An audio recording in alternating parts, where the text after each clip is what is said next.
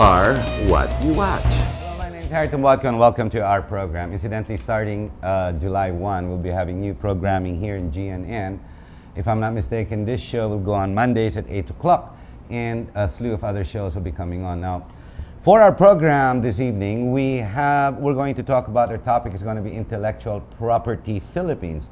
Now, ano po ibig sabihin nito? Well, a lot of people don't really understand the meaning or the virtues behind what you call intellectual property. Ito po, ibig sabihin nito, paano ko isisimplin to? Piracy, no? Hindi pwedeng ginagawa natin. Sa mga DVD, for example, mga production houses will make movies and or content, and they will sell it, and they try to make money through the normal avenues, basically through ticket sale, rights, etc.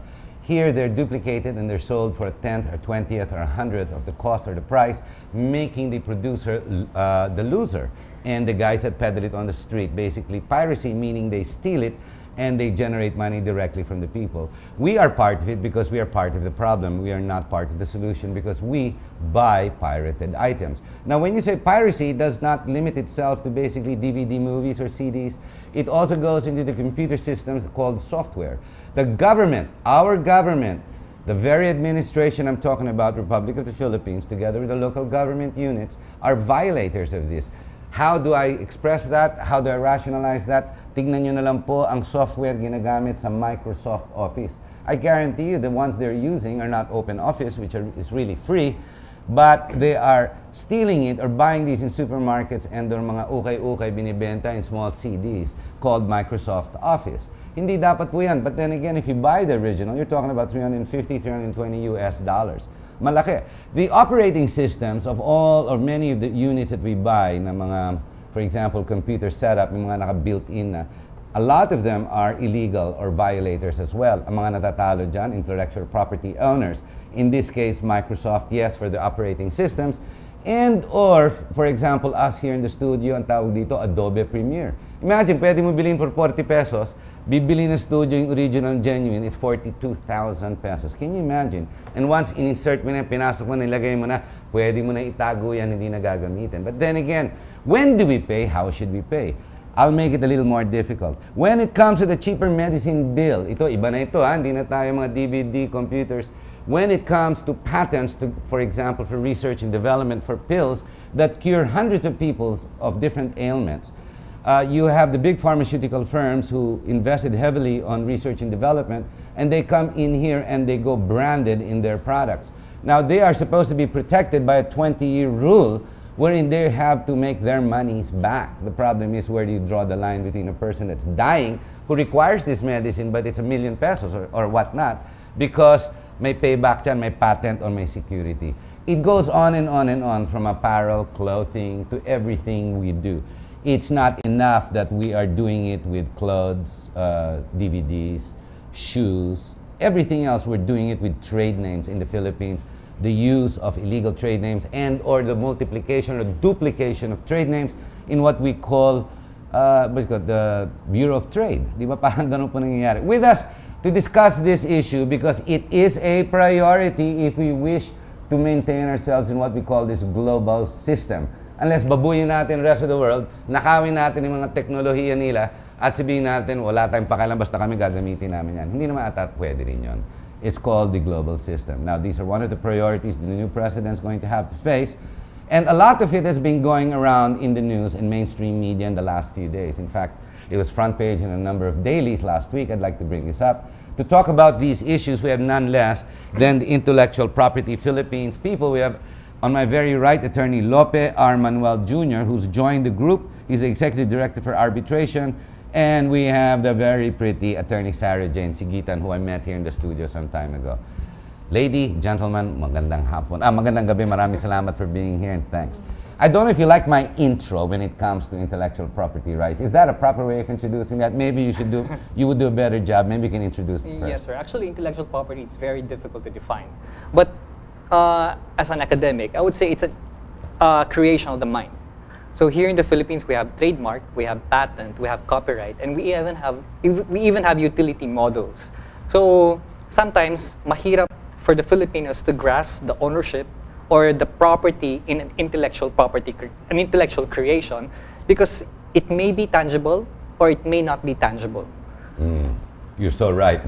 It's so right there. And do people really understand the meaning of what it is? What exactly is it? Kayo, attorney, Sara. Intellectual property is creation of the mind, meaning it's intangible. You create it either by idea or expression. There's you this brand it. inspiration, yeah, and then you brand it, and then it becomes there's a physical manifestation. For example, I write a book, or I develop a brand, or I invent medicine. So there's a spark of inspiration that has to come. There has to be innovation from the creator. That is not usually the case for most of us. That's why the law grants it exclusive protection for a limited duration of time, so that they can recoup their costs for either inventing it or thinking about it, or for whatever duration they have to invest in the intellectual labor. In the case of Microsoft Office and the use of operating systems, that's been on for close to 25 years. Why is it it's over the 20-year prescribed period? Ba't pa tayo nagbabayad? For example, di ba, OS, inintroduce ng mundo ang computers. Ang pagdating ng computer, hindi naman kasama libre software. During the time, 25 years ago. Actually, nag-umpisa niyan, Lotus, di ba? And then lumabas yung mga system software, the writing systems to operate it. And now we have to buy the genuine product, which is about, like I said earlier, it's $320 or $350 versus 40 pesos. Pag binili ko sa Tiangge, o sa ukay-ukay, di ba? Parang ganun eh. In fact, you don't have to go far. You can go to supermarkets. I know of one or two or three of them. Right there in the middle of the supermarket where it's supposed to be legal, and it is sold in front of you, in front of everybody. In fact, I'm sure the guy from the Bureau of Internal Revenue and whatnot, they all shop there as well. Yeah, that's the problem with the pirated goods. First of all, they're very accessible to anyone. So it's available anywhere, and then you can have it replaced easily in case the product is defective. And then second of all, there's the price that the originals have to compete with. Hindi pwede, layo. Hindi pwede, wala Yes, and when you yes. talk about Microsoft, sabi ni Master, it's been here for so long, but it's still protected. If you notice, we have like Windows 2001, 2002. Yeah, it keeps upgrading. It keeps upgrading, and every upgrade is protected by a registration. That's why they keep Yes. upgrading. They keep it. How rampant, or is it a problem? Is intellectual property a problem in our country right now? Well, Summary of that, because I saw your ads in the internet, the awareness campaign that you've been bringing out. There are many mayors in local government, and there's the NBI as well that go after counterfeit and fake products. We see this all the time, but how rampant is this problem? Well, based on what we've gathered so far, what's frustrating for the IPO and the enforcement agencies is that every year you have the seizures and raids, and then the amount just keeps going up. Yes. Going So up. it's Yes, only you're so indicative right. of the fact that the activity is ongoing, and the value is getting higher. So it's not really, although as I termed it, it was sort of curing the symptoms because you are aware that this illegal activity is going on.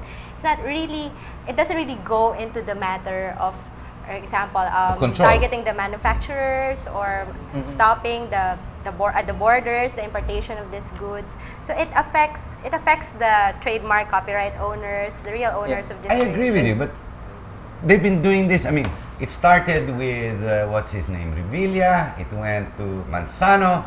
Now it's Ronnie Ricketts. Yes. Next, we're gonna have whoever. So show in front of the media, kukuha ko ng pison. It's not you really, ladies and gentlemen, hindi mo kailangan ng pison para sirain ng DVD. Baka hindi nga masira ng pison ng DVD, to tell you the truth, unless the road is rough, di ba? So, but there's a display. What's that? A show of effort? Palakad ng loob? Is it media? I mean, Mayor Lim, I've seen him do it. Mayor Lim has come in, he's put a can, he puts it in fire, he throws stuff inside the can. He has this machine that wrecks it, you put DVDs and magazines. Kasi porno is also illegal. Intellectual property din yan eh. Tsaka marami, from bags to shoes to whatnot. Pero every